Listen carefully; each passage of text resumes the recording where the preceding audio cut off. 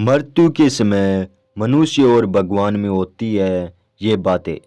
धरती के प्राणी का अंतिम समय था, उसे अनुभव हुआ भगवान उसके समीप आ रहे हैं और उनके हाथ में बैग है। भगवान ने उसके पास आकर कहा, वत्स चलो, धरती पर तुम्हारा समय पूरा हुआ। प्राणी पहले तो हैरान होकर भगवान को एकटक निहारता रहा, फिर बोला, नहीं भगवान, मुझे अभी नहीं जाना आपके साथ, मुझे धरती पर रहना है और बहुत से काम पूरे करने हैं। आपके हाथ में ये जो बैग है इसमें क्या है?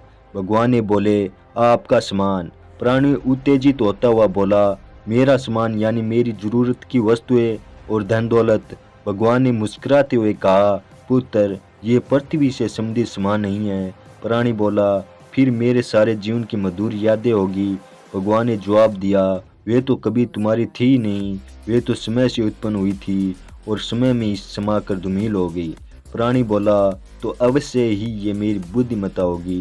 भगवान ने फिर कहा, वह भी तुम्हारी नहीं थी, वो तो परिस्थितियों की जननी थी। प्राणी खुश होते हुए पुनः बोला, तो इसमें मेरी परिवार और सगे संबंधी है। भगवान फिर मुस्कुराए और बोले, उनसे तो कभी तुम्हारा कोई संबंध था ही नहीं, वह तो तुम्हें राह में मिले और पल भर का रिश्ता बन गया, जो कि पानी के एक बुलबुले के समान था। प्राणी बोला, फिर तो निश्चित तौर पर यह मेरी देह होगी। भगवान ने कहा, वह तो कभी तुम्हारी हो ही नहीं सकती, क्योंकि वह तो मिट्टी है। प्राणी बोला, अच्छा, तो फिर ये मेरी आत्मा होगी। भगवान ने कहा, वह तो सदा से ही मेरी थी, उसमें मैं ही समाहित था। प्राणी बहुत डर गया, उसने लपक कर भगवान के हाथ से बैग खींच लिया और उसे जल्द से खोला कि आखिर उसमें है क्या। बैग बिल्कुल खाली था।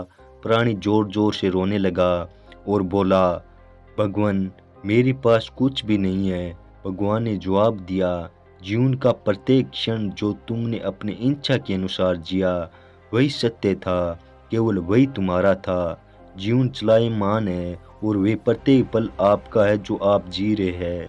संसार की जितनी भी भौतिक वस्तुएं हैं जिन्हें आप पाना चाहते हैं लेकिन उन्हें पा नहीं पाते, उसके लिए आप अच्छे बुरे कर्म करते हैं। केवल उन कर्मों को साथ ले जाते हैं, न कि उन वस्तुओं को। कर्म का ज्ञान होना चाहिए, विकर्म और अकर्म का भी ज्ञान होना चाहिए, क्योंकि कर्म को समझ पाना बहुत मुश्किल है। जिसके मन को राग और द्वेष हिलाते रहते हो, समय समय पर अहंकार बाहर आ जाता हो, जिसको काम, क्रोध, लोभ, मोह और भय परेशान करता हो, ऐसे इंसान द्वारा किया गया काम कर्म कहलाता है। इसमें पाप और पुण्य मिला जुला होता है, मगर जब इंसान इनसे ऊपर उठकर मन और इंद्रियों को अपने वश में कर लेता है, तब वह योगी हो जाता है। अब उसके द्वारा किया गया हर कर्म निष्काम होता है, फल रहित होता है और इसे अकर्म कहते हैं। दोस्तों, कैसे लगी हमारी कहानी? अगर अच्छी लगी हो तो चैनल को सब्सक्राइब, लाइक और कमेंट कर ज़रूर बताना हमें। धन्यवाद दोस्तों।